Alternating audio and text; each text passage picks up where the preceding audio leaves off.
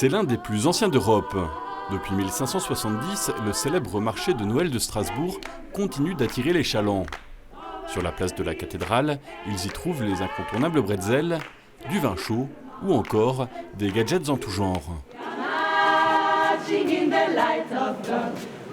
À quelques mètres de là, dans la chapelle du Grand Séminaire, des jeunes se préparent à aller sur le marché avec une proposition surprenante.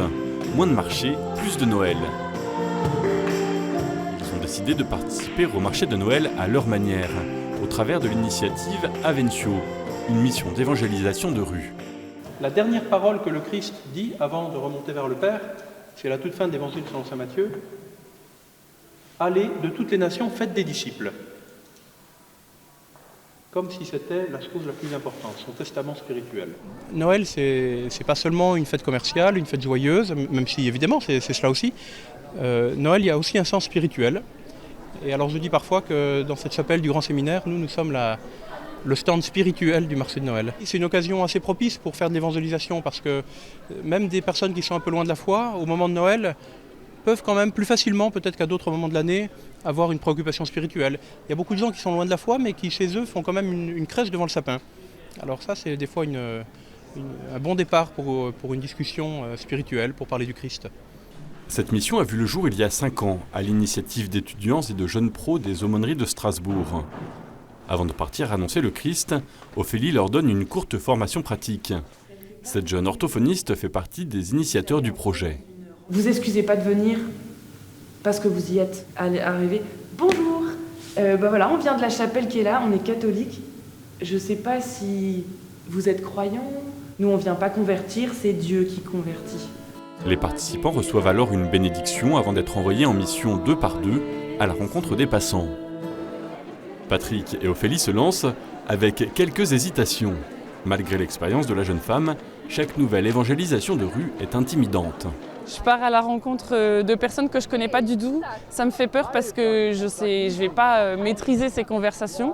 Je vais me laisser guider par les rencontres et je vais pouvoir témoigner de ce que Dieu a fait petit à petit comme un travail de dentelière dans ma vie et qu'il le fait aussi pour chacun. De leur côté, Guillaume et Élise avancent avec assurance. Ouais, bonjour.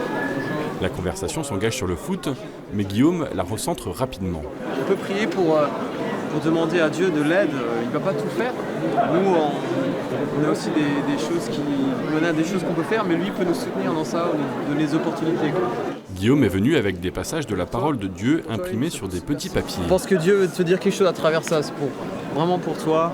Mon Seigneur est ma force, il rend mes pieds pareils à ceux des biches, sur les cimes il porte mes pas.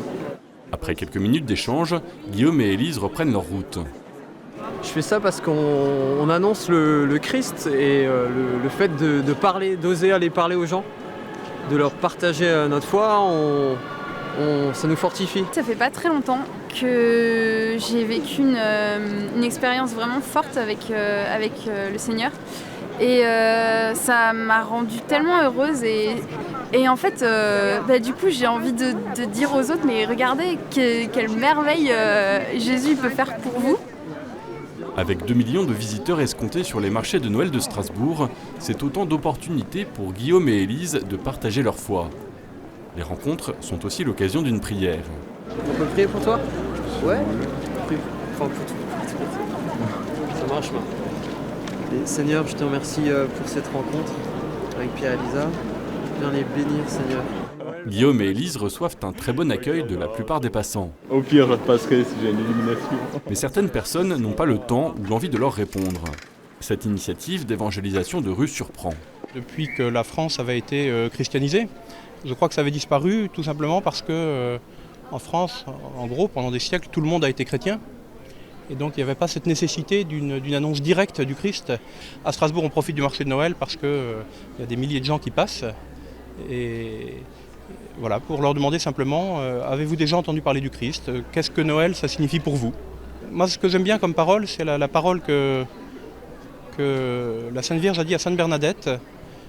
Je ne suis pas chargé de vous le faire croire, je suis chargé de vous le dire.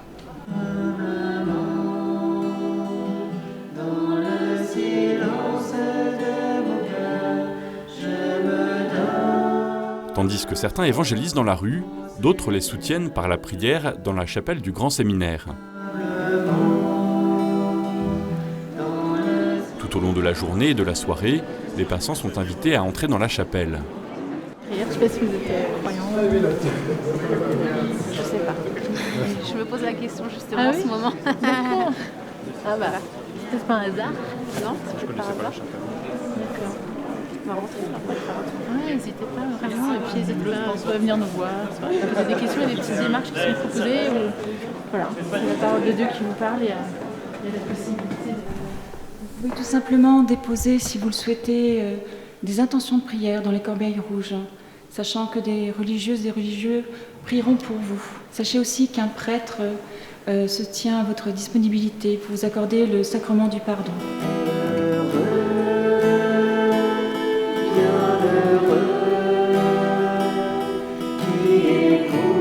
La chapelle reste ouverte pour que les passants puissent y entrer et découvrir un temps de prière.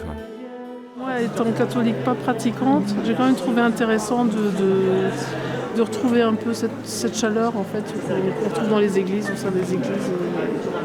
On est de confession musulmane, donc on est rentré par curiosité et pour aussi visiter un petit peu le lieu, et on voit très bien que les chants étaient assez agréables et c'est un lieu de recueillement et d'apaisement, donc c'était un moment très agréable.